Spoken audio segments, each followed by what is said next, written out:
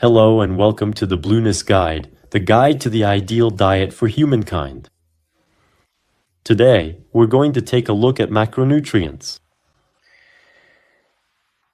The foods we eat contain what are called macronutrients.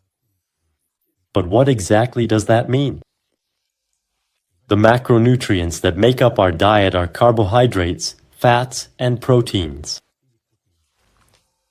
Carbohydrates, also known as carbohydrates or more commonly as sugar, are the main source of energy, or at least the most well-known one. Carbohydrates also contain fiber, which we will define a bit later on. There are also fats. Fats, also called fatty acids, fats in English, or simply fat, are molecules that make up organic fat matter. They play an important role in the formation of cell membranes, energy production, body temperature regulation, and more generally in human metabolism. Finally, we have proteins. Proteins are molecules essential to the life of cells and the formation of human tissues, such as muscles, hair, or skin. Macronutrients are molecules that provide energy to our bodies or that participate directly or indirectly in metabolism. They are called macros as opposed to micronutrients, which are vitamins, minerals, or enzymes. We will discuss them in a podcast a little later. Macronutrients, namely proteins, carbohydrates, and fats, each have an important and unique role in the body, whether it's in weight management, hormonal balance, immunity, or development. The question remains, how should they be distributed?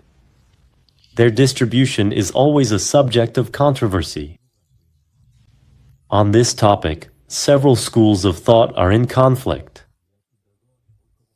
First, there are the official nutritional recommendations, which date back to the 20th century and advocate for a diet mainly composed of carbohydrates, about 50%, and a smaller proportion of fats and proteins, with around 20% fats and 30% proteins.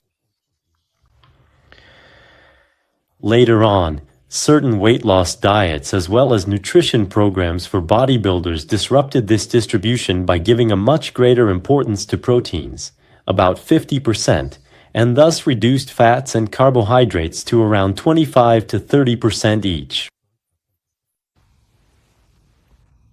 Finally, some increasingly popular dietary trends, like low-carb or the ketogenic diet, advocate a return to a more ancestral way of eating that emphasizes fats, especially healthy fats, and cuts down on carbohydrates, particularly those coming from processed foods.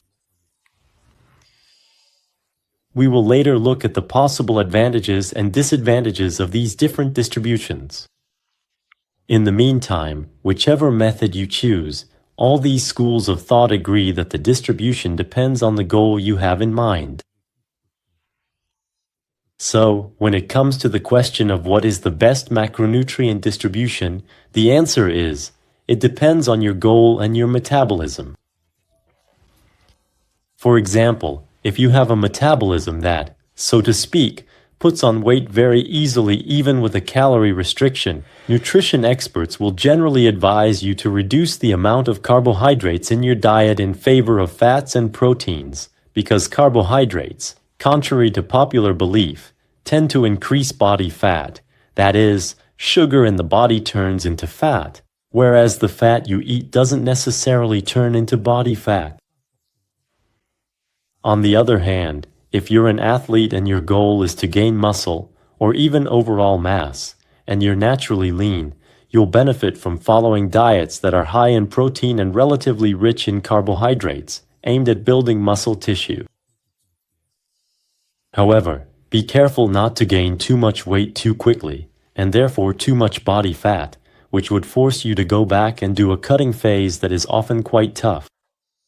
In the Blueness Guide, you'll find a diagram that clearly summarizes the distribution of macronutrients according to your athletic goals. So, to answer the same question about what the ideal macronutrient distribution in your diet is, let's first look at what the official nutritional recommendations say.